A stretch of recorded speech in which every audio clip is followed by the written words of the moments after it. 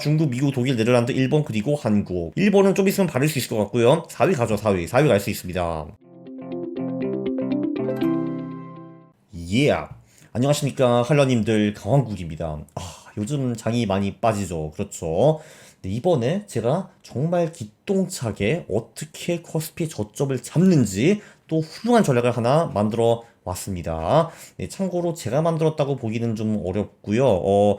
박세익 대표님과 같이도 아니고 사실 그 박세익 대표님이 거의 주신 전략이죠. 그게 뭔지 한번 보겠습니다. 자, 갑자기 며칠 전에 박세익 대표님이 오래간만에 연락을 주셨어요. 거의 진짜 산신령처럼 이제 하늘에서 내려오셔가지고 원달러 1250원 위에서는 눈 감고 코스피 매수라고 하고 가셨습니다. 그래서 그래요? 라고 했는데 한마디 또 하시더라고요. 백테스팅 한번 해봐요 라고 하셨습니다. 예, 당연히 해봐야겠죠. 뭔가 될 거라는 느낌이 굉장히 강하게 들었습니다. 왜냐면은 박세익 대표님이 저한테 주신 전략들 중에서 나쁜 전략이 지금까지는 별로 없었거든요. 그래서 요거를 한번 돌려봤습니다.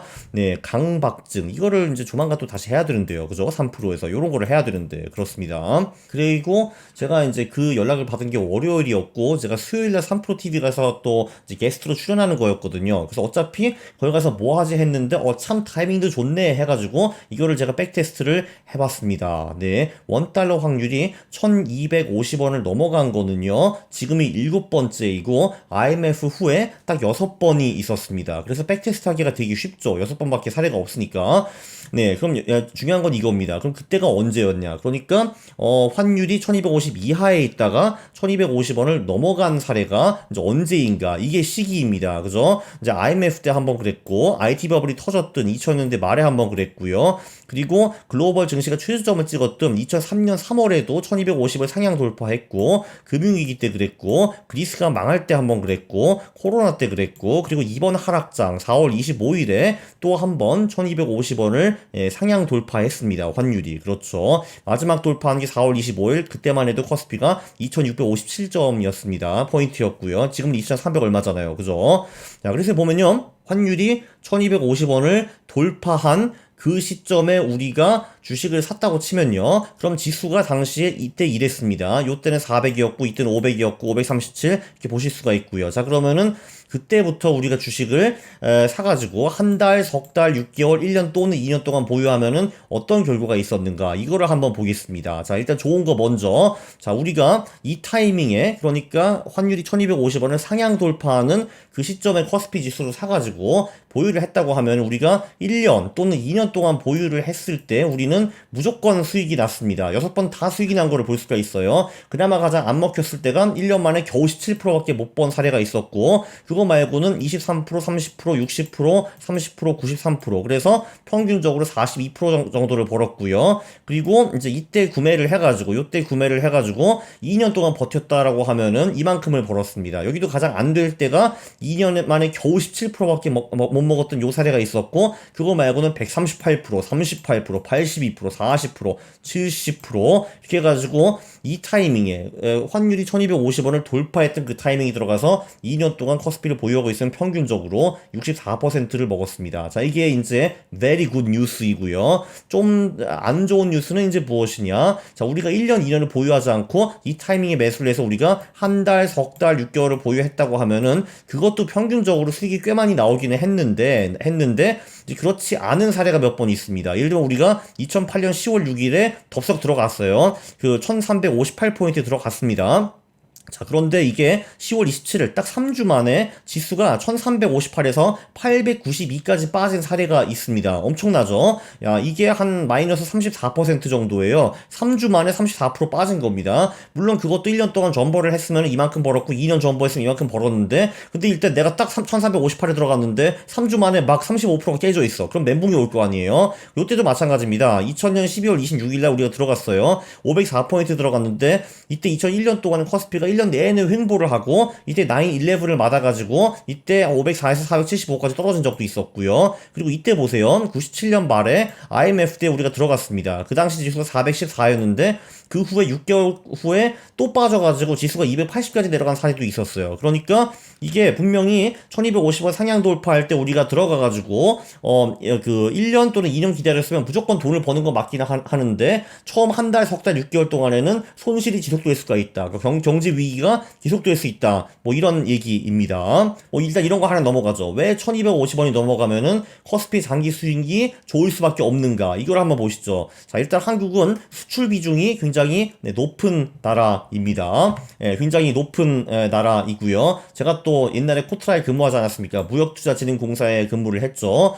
톱 10 중에서는요, GDP 대비 수출이 더 높은 나라가 네덜란드, 독일 정도이고 한국이 3위입니다. 2020년 기준으로 한국 수출이 GDP 대비 31% 정도 된다고 해요. 그래서 환율이 오르면은 한국 기업의 수출 경쟁력이 강해집니다. 그러면은 우리나라가 물건을 해외에서 팔기가 더 쉽고요. 더 싸졌으니까. 그러면 우리나라 기업들의 수익이 증가하고 그거는 우리나라 기업의 주식을 올리겠죠. 그렇습니다. 한국이 지금 수출이 세계 7위에요. 2021년 보면은. 자, 1위가 중국, 그리고 2위, 3위가 미국, 독일 거의 비슷하죠. 수치를 보면은. 중국은 어차피 넘사벽이고요. 근데 보면은 4위가 네덜란드인데 우리 앞에 있긴 하지만 그렇게 많이 앞서지는 않아요. 그래서 네덜란드, 일본, 홍콩 따위를 빨리 이제 해치우고 한국이 4위가 됐으면은 좋겠다고 저는 생각을 합니다. 야, 홍콩이 뭐냐, 홍콩. 홍콩은 중국이잖아. 이거 빼야지. 이거 없잖아. 그죠? 한국이 사실상 6위라고 보면 될 것 같습니다. 중국, 미국, 독일, 네덜란드, 일본, 그리고 한국. 일본은 좀 있으면 바를 수 있을 것 같고요. 4위 가죠, 4위. 4위 갈 수 있습니다. 어쨌든, 자, 두 번째는요, 밸류에이션 매력이 증가하는 거죠. 외국인 입장에서는 환율이 높아지면은 한국 주식시장이 싸지는 겁니다. 예를 들면 코스피가 30% 하락을 하고 원화가 또 추가로 15% 하락을 했다 하면은 그들 입장에서는 코스피가 45% 하락하는 거예요. 그래서 나중에 코스피가 3,000을 다시 가고 원화는 지금 1,300원인데 1,100원으로 떨어진다라고 하면은 그들은 두 번 벌 수 있습니다. 코스피가 2,300에서 3,000 가면은 여기서 뭐 3, 40% 벌고 그리고 여기서 1,300원이 1,100원이 됐다 하면 여기서도 또 한 15% 이상 버는 거잖아요. 그죠? 그래서 45% 이상 벌 수 있는 거예요. 그래서 그 밸류에이션 매력이 외국인들한테 점점 더 주어진다. 그 환율이 올라가면 올라갈수록 코스피가 싸진다. 뭐 이런 말이고요. 그래서 그 사람들은 코스피 상승, 원화 상승 두 개로 볼 수 있다. 이런 얘기입니다. 그래서 그 환율이 높아지면은 코스피 장기 수익이 높은 것 같아요. 자, 물론 이제 약점은 이거입니다. 자, 조금 전에 6개 사례가 있었잖아요. 지금 7번째 지금 사례 도입을 했는데, 자, 요 6개 사례를 이런 식으로 나눌 수가 있습니다. 자, 보시면은 그러니까 요 IMF 때, 그러니까 그 이때, 요때 그리고 IT 버블 터질 때, 그리고 금융위기 때, 요때는요, 1250원 상향 돌파한 후에 꽤 오랫동안 환율이 1250원 이상으로 머물렀습니다. 경제가 안 좋았던 시기가 꽤 오래 간 거죠.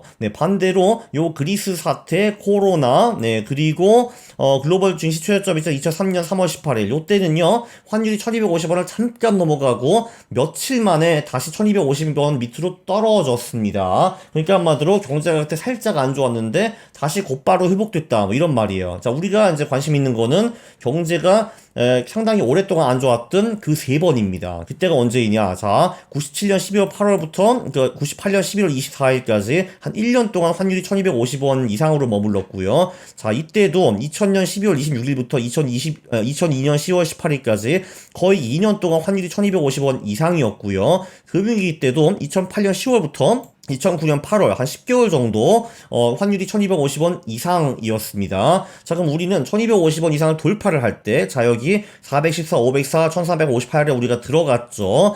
들어갔는데 그 후에도 계속 경제가 좀 안 좋았어요. 자, 그래서 보면은 이게 IMF 때 이때 2008년 이제 1998년 6월에 지수가 280까지 하락합니다. 그럼 우리는 414에 들어갔는데 32% 손실을 본 거예요. 자, 이때는 그렇게 크게 심각하지 않았어요. 2000년 12월 26일에 들어가면은 2001년 계속 횡보하다가 9-11을 맞고 504가 475가 되는데 그게 한 마이너스 6% 정도 손실이거든요. 자, 근데 금융위기 같은 경우는 2008년 10월 6일에 들어가는데 3주 만에 지수가 1358에서 892로 빠져요. 이게 마이너스 34%입니다. 자, 그래서 1250원에 이제 들어가는 거는 어떻게 보면은 증시가 무릎인 건 맞는데, 근데 문제는 무릎에 사가지고 무릎에서 바닥까지 30% 이상 빠지는 사례가 두 번이나 있었다라는 겁니다. 이게 지금 상당히 리스키하잖아요. 리스키합니다. 참고로 지금 같은 경우에는 자 보세요. 4월 25일에 장이 2657대 우리가 들어갔는데 지금 벌써 2300대잖아요. 자 2657에서 30%를 빠진다라고 생각을 하면은 그게 한 800포인트니까 1800까지 찍어 내려가고 그 후에 올라갈 수 있다는 거예요. 그럼 굉장히 고통스럽잖아요. 고통스럽습니다. 그렇죠. 그래서 돌아가면은 네, 그래서 이게 무릎 타이밍은 맞기는 맞는데 이때 들어가가지고 주식이 더 떨어질 수 있다 이겁니다. 30%더 떨어질 수가 있어요. 이건 살 떨리잖아요. 그래서 우리가 지금 야 환율이 1250 이상이다 들어가자 하기가 좀 어렵다라는 겁니다.